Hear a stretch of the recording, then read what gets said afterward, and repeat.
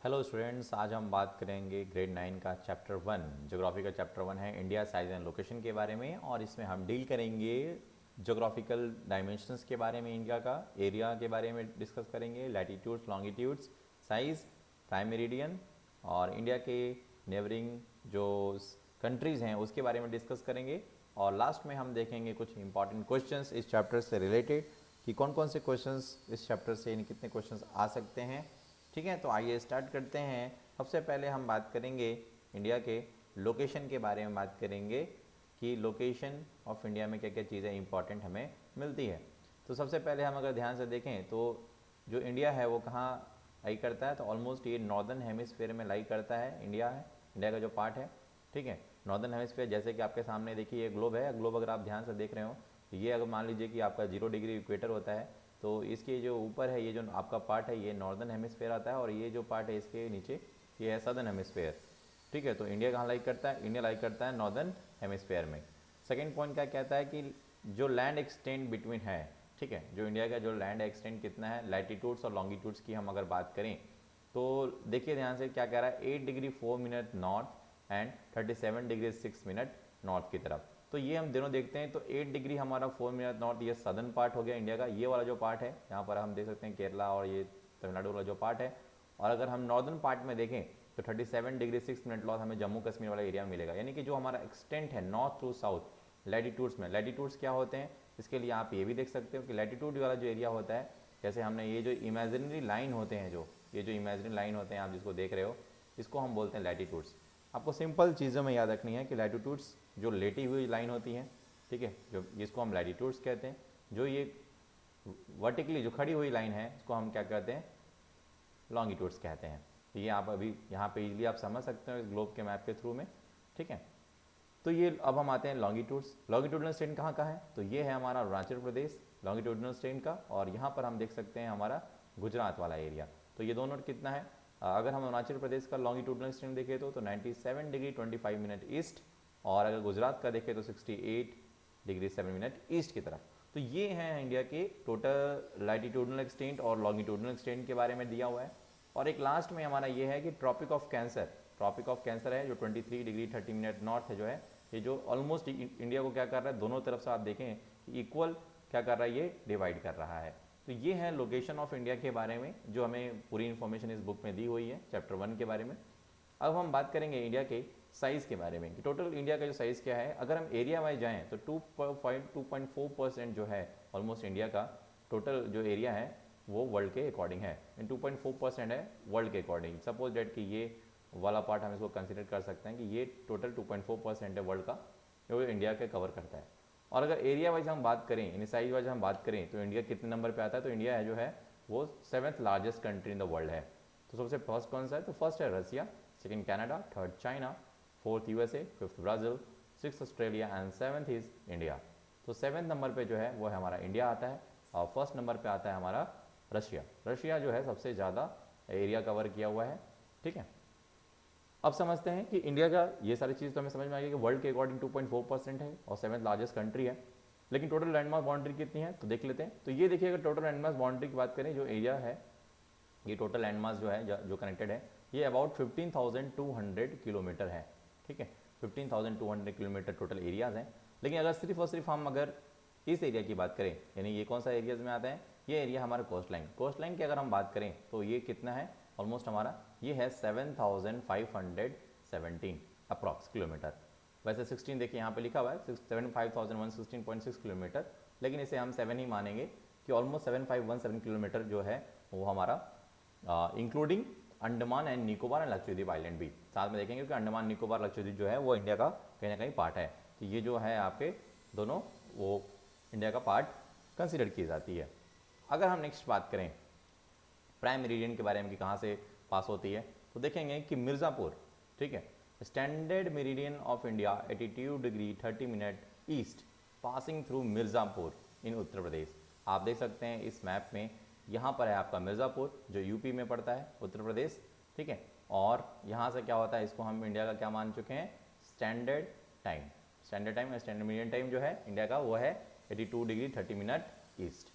कितने स्टेट से ये टच होता है, तो ये आप देख सकते हैं यहाँ पर स्टेट्स सबसे पहले उत्तर प्रदेश में, क्योंकि उत्तर प्रदेश में है ही ये वाला चीज़, सबसे पहले उत्तर प्रदेश, फिर मध्य प्रदेश, फिर आंध्र प्रदेश, छत्तीसगढ़ एंड उड़ीसा।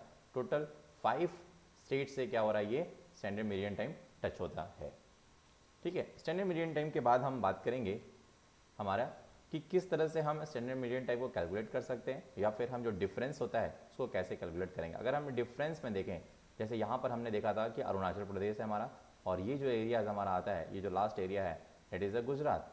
गुजरात और राजस्थान, गुजरात और अरुणाचल प्रदेश के बीच में जो टाइम गैप है सनराइज़ का, वो कितने आवर का होता है, वो 2 आवर का होता है। क्यों होता है ऐसा, इसके बारे में हम समझते हैं एक प्रैक्टिकल क्वेश्चन को देख के। देखो, अगर ईस्टर्न हेमिस्फीयर और वेस्टर्न हेमिस्फीयर को दोनों को मिलाएंगे तो टोटल कितना होता है, टोटल होता है 360 डिग्री का लॉन्गिट्यूड जो होता है, क्योंकि 180 डिग्री हमारा ईस्टर्न लॉन्गिट्यूड से और 180 हमारा वेस्टर्न भी है, तो टोटल 360 डिग्री तो हो गया। और हमें ये पता होगा ग्रेड 6-7 में हमने पढ़ा होगा कि 1 डिग्री जब रोटेट करता है अर्थ तो इट टेक 4 मिनट। कितना टाइम लगाता है, 4 मिनट लगाता है 1 डिग्री। तो अगर हमें 360 डिग्री पूरा रोटेशन करना है तो कितना टाइम लगेगा, तो 360 डिग्री मल्टीप्लाई बाई 4 मिनट अगर हम करते हैं तो कितना लगता है हमें, टोटल 1440 मिनट लगता है। 1440 मिनट को अगर हम 60 से डिवाइड कर लें, क्योंकि हमें आवर में कन्वर्ट करना है, तो हमें कितना मिल जाएगा, टोटल 24 आवर मिलता है। तो 24 आवर लगते हैं हमें टोटल रोटेशन में। तो सेम हाउ अगर हम अरुणाचल प्रदेश और गुजरात के टाइम ड्यूरेशन की कैलकुलेट करें तो कैसे कर सकते हैं। सबसे पहले हम दोनों का क्या करेंगे, लैटिट्यूडनल वैल्यूज़ को लिखेंगे। सबसे पहले क्या करेंगे, हम लैटिट्यूडनल वैल्यूज़ को लिख लेंगे। जैसे कि अगर हम अरुणाचल प्रदेश की बात करें, अरुणाचल प्रदेश में कितना है, 97 डिग्री 25 ईस्ट। और अगर हम गुजरात की बात करें तो गुजरात में कितना है, 68 डिग्री 7 ईस्ट। तो अगर ये हम दोनों का डिफरेंस निकालें, ये दोनों का डिफरेंस कितना होगा, आप देखिए 97 माइनस कर दीजिए 68 से, तो ऑलमोस्ट यहाँ पर आपका 29 पॉइंट समथिंग, तो हम इसको 30 डिग्री अप्रॉक्स ले सकते हैं, 30 डिग्री ले सकते हैं, क्योंकि 29 पॉइंट समथिंग डिफरेंस आ रहा है आपका। तो ये 30 डिग्री हम कंसिडर कर लेते हैं टाइम जो डिफरेंस आ रहा है, लॉन्गिट्यूडनल डिफरेंस। अब इस 30 डिग्री को मल्टीप्लाई कर दीजिए 4 मिनट से, ठीक है, 4 मिनट से कर दीजिए तो कितना आएगा, 120 आ गया। 120 को मिनट में आ गया हमारा, 120 को डिवाइड कर दीजिए 60 से, तो कितना आया, 2 आवर का गैप आया कि नहीं आया। तो इस तरह से हम कैलकुलेट कर सकते हैं कि कितना डिफरेंस है, क्यों डिफरेंस है सनराइज में। ठीक है, ये 2 आवर का जो डिफरेंस आ रहा था अरुणाचल प्रदेश और गुजरात के बीच में, तो किस तरह से आ रहा था, ये इसी तरह से आता है। आप कोई भी एक्सटेंसिव वैल्यू निकाल सकते हैं कैलकुलेट करके, कोई भी लॉन्गिट्यूडनल वैल्यू अगर आपको दिया हुआ है, सिर्फ इंडिया का ही नहीं बल्कि वर्ल्ड के टाइमिंग भी आप कैलकुलेट कर सकते हैं।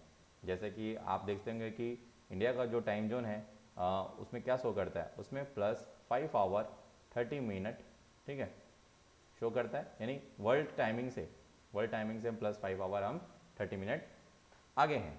ठीक है, तो जैसे कि हमारा ग्रीनविच जो मेन टाइमिंग है उससे हम +5 और 30 और मिनट है, तो उस कैसे कैलकुलेट करते हैं, हम इसी टाइम जोन से कैलकुलेट करते हैं कि हम कितना आगे चल रहे हैं, हम कितना पीछे चल रहे हैं। ठीक है, जो हमारा लॉन्गिट्यूडनल डिग्री होता है वो हेल्पफुल करता है हमें कैलकुलेट करने में। ठीक है, तो अब हम नेक्स्ट बात करेंगे हमारा इंडिया एंड द वर्ल्ड के बारे में। इसमें हम देखते हैं कि इंडिया के बारे में क्या चीज़ें दी हुई हैं। पहला देखिए यहाँ पर क्या कहता है, इंडिया जो है कहीं ना कहीं एक सेंटर लोकेशन सेट करता है, centre location between the east and west Asia. आप देख सकते हैं ईस्टर्न एशिया और वेस्टर्न एशिया दोनों की तरफ से ये कहीं ना कहीं सेंटर पार्ट कवर करता है हमारा इंडिया वाला पार्ट।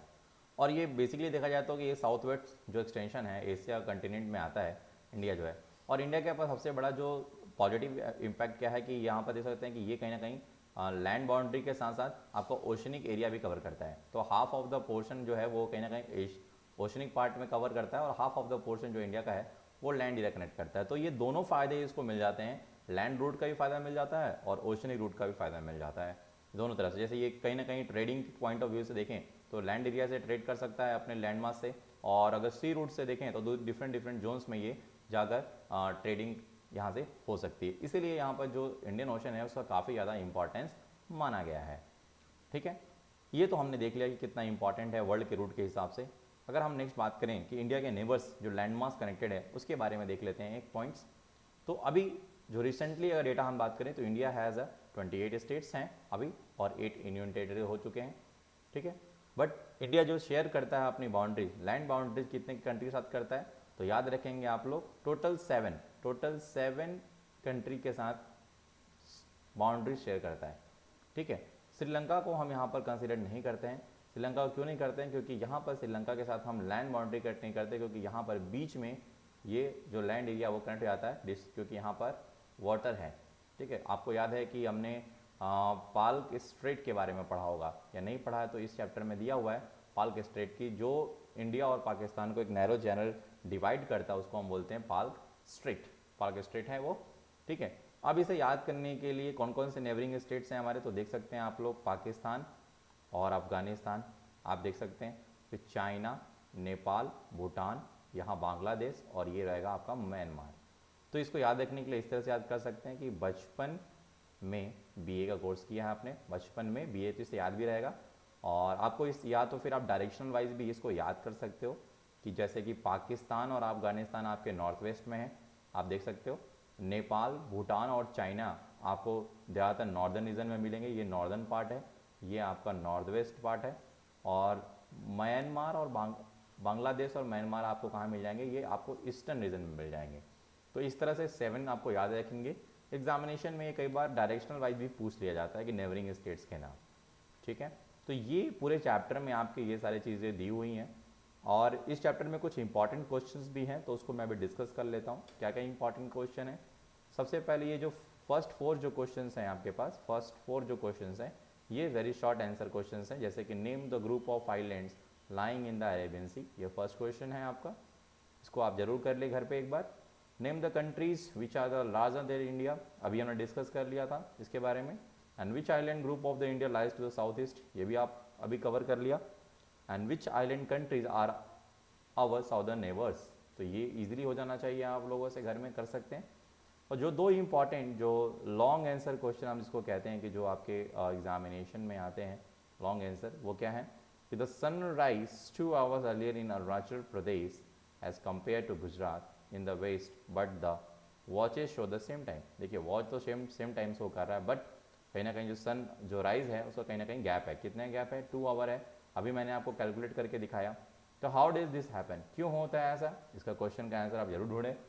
और सेकंड क्वेश्चन जो इंपॉर्टेंट है वो है कि the central location of India at the head of the Indian ocean is considered of great significance, why, क्यों इतना इंपॉर्टेंस है इंडिया का लोकेशन। अभी हमने डिस्कस किया था इंडिया एंड द वर्ल्ड में, जैसे मैं फिर रिवाइज करा देता हूँ, ये वाला जो पॉइंट है यहाँ पर हम डिस्कस किए थे कि ये क्यों इतना इंपॉर्टेंस है, क्योंकि अभी मैंने डिस्कस किया आपको इसके बारे में। तो ये कहीं ना कहीं ये 2 लॉन्ग आंसर क्वेश्चन काफ़ी इंपॉर्टेंट हो जाते हैं, और वेरी शॉर्ट आंसर में ये 4 क्वेश्चन आपको इंपॉर्टेंट हो जाते हैं। तो यहाँ पर हमारा ये चैप्टर कंप्लीट होता है।